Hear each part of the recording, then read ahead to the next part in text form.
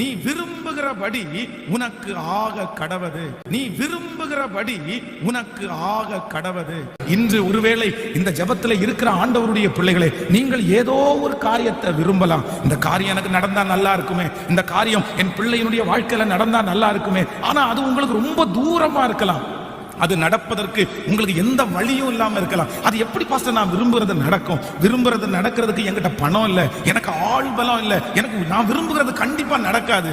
ஆனா கர்த்தர் இன்றைக்கு வாக்கு கொடுக்கிறார், நீ நினைப்பதற்கும் வேண்டிக் கொள்வதற்கும் அதிகமாய் செய்கிற கர்த்தர். நீ விரும்புகிறது அவருடைய கரத்தினாலே வரும். நீங்கள் விரும்புகிற அந்த காரியம் நடக்கும். நீங்கள் விரும்புகிற பிள்ளையினுடைய ரட்சிப்பை கர்த்தர் உங்களுக்கு தருவார். நீங்கள் விரும்புகிற அந்த வீடை கர்த்தர் உங்களுக்கு தருவார். நீங்கள் விரும்புகிறபடி அந்த திருமணம் நடந்து முடியும். நீங்கள் விரும்புகிறபடி ஒரு எதிர்கால வாழ்க்கையை கர்த்தர் அமைச்சு கொடுப்பார்.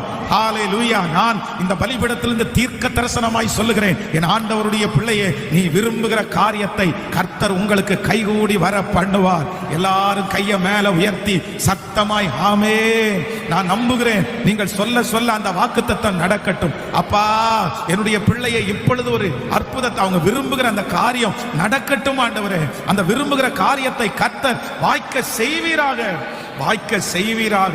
ஆமென். நம்முடைய ஆண்டவர் யார் அப்படின்னா, நம்முடைய விருப்பத்தை நிறைவேற்றுகிற கர்த்தர். நம்ம சில நேரங்களிலே விரும்பும் போது எதுவுமே நமக்கு இருக்காது. ஆனா நான் நம்புறேன், வேதம் நமக்கு ரொம்ப அழகாய் சொல்லுகிறது, விருப்பத்தை நமக்குள்ள வைக்கிறவரே யார் அப்படின்னா கர்த்தர் தான் நமக்குள்ள விருப்பத்தை வைக்கிறாராமா. ஆண்டவர் நமக்குள்ள விருப்பத்தை வைக்கும் போது எதுவுமே இருக்காது. அதுதான் வேதம் சொல்லுது, காற்றை காண மாட்டாய், மழையையும் பார்க்க மாட்டாய், ஆனாலும் உன் பள்ளத்தாக்கு தண்ணீரால நிரப்பப்படும். உங்களுக்குள்ள ஜெபிக்கும் போது, பைபிள் வாசிக்கும் போது, ஒரு செய்தியை கேட்கும் போது உங்களுக்குள்ள ஒரு விருப்பம் வருதுன்னு வைங்களேன். ஒரு செய்தியை கேட்கும் போதே உங்களுக்கு ஒரு விருப்பம் வரும். அது மாதிரி ஒரு பாட்டை கேட்கும் போதே ஒரு விருப்பம் வரும். கர்த்தர் சமூகத்தில் உட்காரும் போதே ஒரு விருப்பம் வரும். அப்ப அந்த விருப்பம் யாரால வருதுன்னா, அது தேவனே அந்த விருப்பத்தை உங்களுக்குள்ள வைக்கிறாரு.